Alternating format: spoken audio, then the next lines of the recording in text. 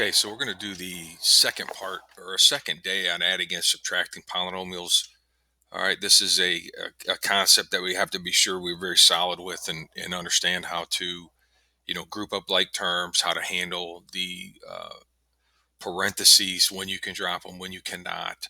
And I just want to go through a few more examples with you here today of some question types you're going to get tonight. It's a lot of the same, but a couple little things added in. So here's our first example, and the only difference today is you're going to be given um, more than just two polynomials to add together. In this case, obviously, we're adding three together, or adding or subtracting, I should say, three of them together. I just want to go through the process, help you understand, how we break it into pieces and how we go ahead and solve. So let's take a look at this one. Okay, the process that I really think is important for you to understand is when I can drop parentheses. All right, so as you look at this problem, the first parentheses, all right, is it necessary? Well, do I have a minus sign in front? No. Is there a number I need to distribute through here? No. Is there an exponent up here that's being applied to all of this? The answer is no. So if none of that's there, then you can just drop the parenthesis.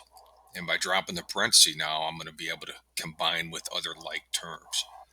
Okay, the second parenthesis has an addition sign in front. That's good. There's no number to distribute. There's no exponent out here on the parentheses. So there's nothing that's holding this in there, so I can drop those parentheses. Okay, the last set of parentheses does have a minus sign in front, so I got to deal with that. There's no number to distribute. There's no exponent, so it's just the minus sign that has to be applied to each of these.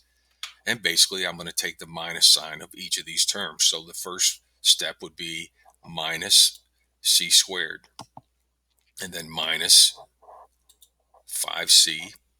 And then here, where it's minus a negative 8, is going to become plus 8. Minus a negative is a positive. So we've handled that minus sign in front of the parentheses by subtracting each of those terms. Now I've freed this up. Now I have just a list of terms. So I got 1, 2, 3, 4, 5, 6, 7 terms that are added in this polynomial. It's one big polynomial now. And to simplify it, we got to write it in standard form.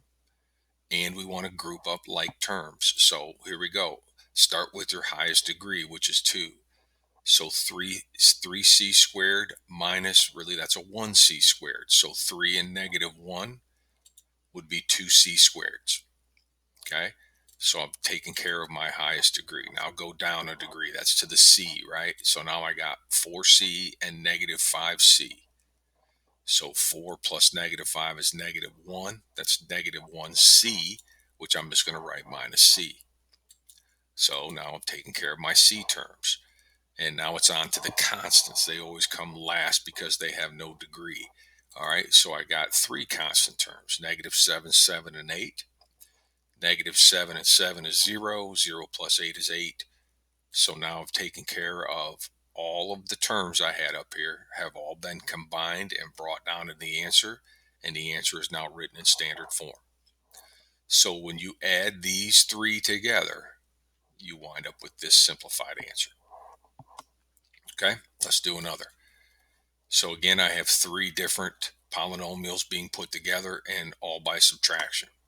Okay, so I just got to be careful to handle that subtraction sign in front of the grouping symbol. Okay, so you just go through the questions that we've been talking about. First grouping symbol, is it necessary? Is there a minus sign in front? No. A number to distribute? No. Is there a power up here that I got to deal with? No. So do I need the first parenthesis? I don't. I can drop that parenthesis. Now I've freed this up to be able to group with others afterwards. Second parenthesis, got a minus sign in front. Got to deal with that. So it's minus each of these.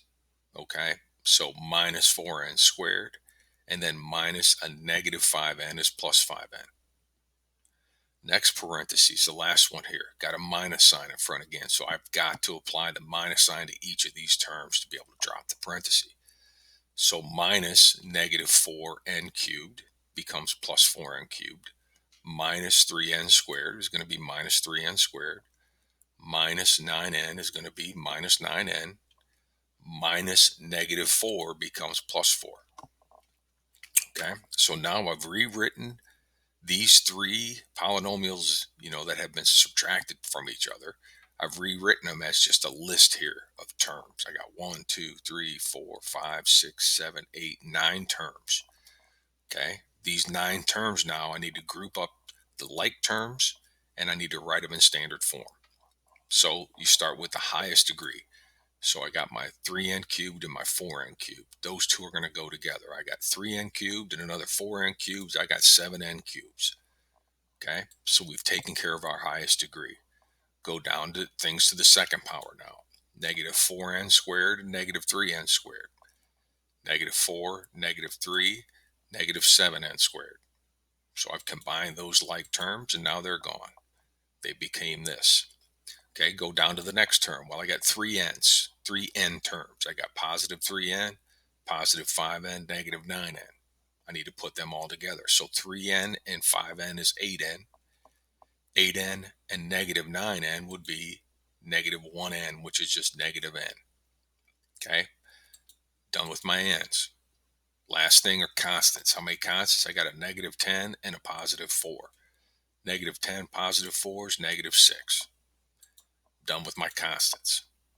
Okay, so now I've accounted for all of my terms. I've combined like terms, put them together. I put it in standard form. Degree of 3, degree of 2, degree of 1, degree of 0. It's 3, 2, 1, 0. That's biggest to smallest in terms of degrees. Okay, everything's been simplified. There's your final answer. Okay, so that's all we're going to add for today, is to deal with more of the same style of questions, but then add on multiple grouping symbols so that we have to handle those correctly. All right, so there's not too awful many to do tonight. I'll let you guys get started.